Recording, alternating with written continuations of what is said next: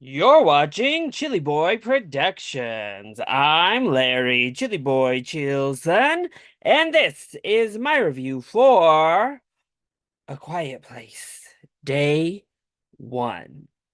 Now, before we get into this review, make sure to go ahead and click that subscribe button down below so that you can chill with me on each and every one of my latest videos. A Quiet Place, A Quiet Place A Quiet Place Day 1 is a 2024 science fiction horror film from director Michael Sarnowski. When New York City comes under attack from an alien invasion, a woman and other survivors try to find their way to survival. They soon learn that they must remain absolutely silent, as the mysterious creatures are drawn to even the slightest of sounds. The film stars Lupita Nyong'o, Joseph Quinn, Alex Wolff, and Jimon Hansu. And of course, the film serves as a prequel to the Quiet Place films from director John Krasinski, who for the first time is not actually writing and or directing one of these films. So I'm going to be honest, I wasn't quite sure what to make of A Quiet Place Day 1 heading into tonight's showing, because didn't we already get a Day 1? Didn't we already get the origin story of all of this at the beginning of A Quiet Place Part 2? So I wasn't really sure why we needed a prequel, but the trailers themselves looked pretty cool to me. So I was still on board. I love the series. I love the entire premise, the atmosphere of it all. So I was willing to see what this one had in store. And I'm going to say, I don't know if I buy this as a great prequel to the other films per se. However, I do think it is another really good film in the universe at large. So let's go ahead and talk about the positives first. Well, my biggest positive is the dichotomy of this film. For the first time, we've taken ourselves out of a more country setting, a more rural setting, like the other two films were set in, and thrown this concept into the biggest, loudest city in the United States, New York City. So the setting, the atmosphere, the scale of everything gets much larger in Day 1. And I loved getting to experience this idea within a city for once. It works really well. It ramps up tension in ways you don't accomplish in the other films because, well, there's just so much more opportunity for noise. But the dichotomy comes in with the fact that while the setting is so much bigger, we're focused in on this really intimate, beautiful, personal story at the center of it all.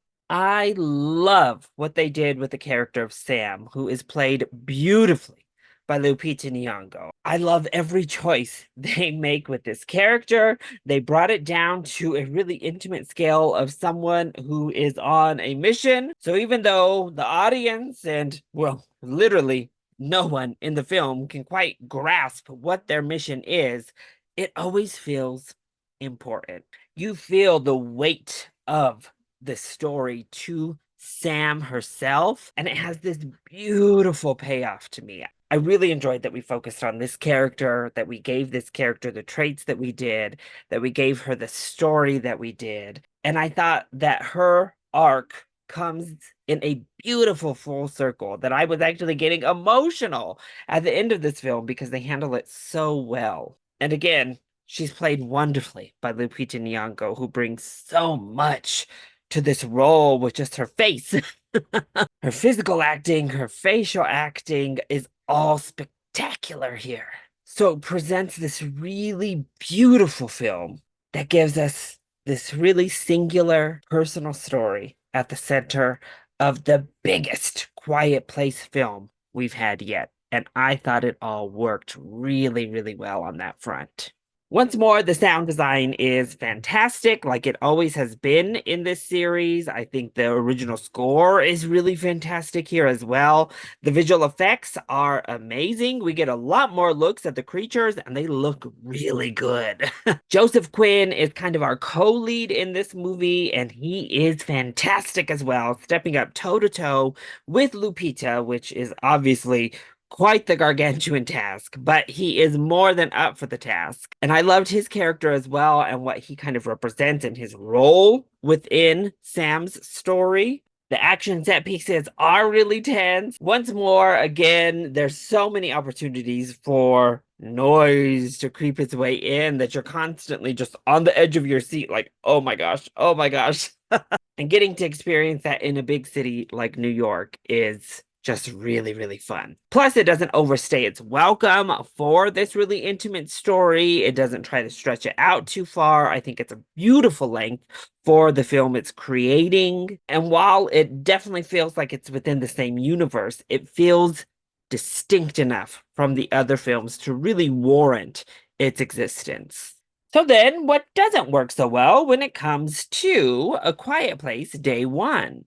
Well, I want to expand on what I said in the intro. I don't think it really works that well as a prequel per se. So I love the film, viewing it as just another story in this universe. But it does set itself up as a prequel to the others. And the reason I say it doesn't really work so well as a prequel is because it doesn't actually give us answers like you want from a prequel. It doesn't fully expand upon the world. Once more, we got a pretty good prequel to the first film as the intro to the second film. Now we're focusing on a completely different characters. We have a tie-in, obviously, with Jimon Hansu, who comes in later in the story, but it's a completely different setting, completely different people. It doesn't feel related to the other films all that much in terms of narrative, but it also doesn't give us explanation to anything. It doesn't give us an explanation about these creatures more so than we already have.